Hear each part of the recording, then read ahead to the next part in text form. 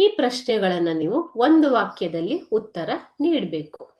So 5ನೇ ಪ್ರಶ್ನೆ, ಆರ್ಥಿಕ ಸ್ಥಿರತೆ ಎಂದರೇನು? ಆರ್ಥಿಕ ಸ್ಥಿರತೆ, ಅದನ್ನ ಎಕನಾಮಿಕ್ ಸ್ಟೆಬಿಲಿಟಿ ಅಂತ ಹೇಳ್ತೀವಿ. ಸೊ ಸ್ಥಿರತೆ ಅಂತಂದ್ರೇನು ಮಕ್ಕಳೇ? ಸ್ಥಿರವಾಗಿ ಇರುವಂತದ್ದು, ಹೆಚ್ಚಿನ ಏರಿಳಿತಗಳು ಇಲ್ಲದೆ ಇರುವಂತದನ್ನ ಸ್ಥಿರತೆ ಅಂತ ಕರೀತಾರೆ ಅಲ್ವಾ?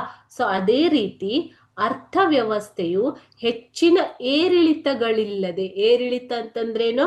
ಹೆಚ್ಚಿಗೆ ಒಂದು ವರ್ಷ ಆ ಅರ್ಥವ್ಯವಸ್ಥೆ ಹೆಚ್ಚಿನ ಅಭಿವೃದ್ಧಿ ಕಾಣೋದು, ಅದರ ನೆಕ್ಸ್ಟ್ ಇಯರ್ ಕಡಿಮೆ, ಮತ್ತೆ ಜಾಸ್ತಿ, ಕಡಿಮೆ, ಈ ತರ ಅಭಿವೃದ್ಧಿ ಕುಂಠಿತವಾಗೋದು, ಜಾಸ್ತಿ ಆಗೋದು, ಕುಂಠಿತವಾಗೋದು, ಬೆಳವಣಿಗೆ ಆಗೋದು ಇದ್ರೆ ಅದನ್ನ ಏರಿಳಿತ ಅಂತ ಕರಿತೀವಿ, ಇನ್ಸ್ಟೆಬಿಲಿಟಿ.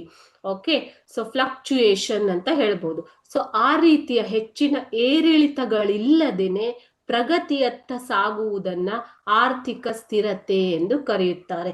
ಸೊ ಎಕನಾಮಿಕ್ ಗ್ರಾಫ್ ತಗೊಂಡ್ರೆ ಈ ತರ ಪ್ರಗತಿಯತ್ತ ಸಾಗ್ತಾ ಇರಬೇಕು, ಅದರಲ್ಲಿ ಹೆಚ್ಚಿನ ಏರಿಳಿತಗಳು ಇರಬಾರ್ದು. ಆ ತರ ಏರಿಳಿತಗಳು ಇಲ್ಲದೇನೆ ಪ್ರಗತಿಯತ್ತ ಸಾಗುವುದನ್ನ ನಾವು ಏನಂತ ಕರಿತೀವಿ? ಆರ್ಥಿಕ ಸ್ಥಿರತೆ ಅಂತ ಕರಿತೀವಿ ಮಕ್ಕಳು.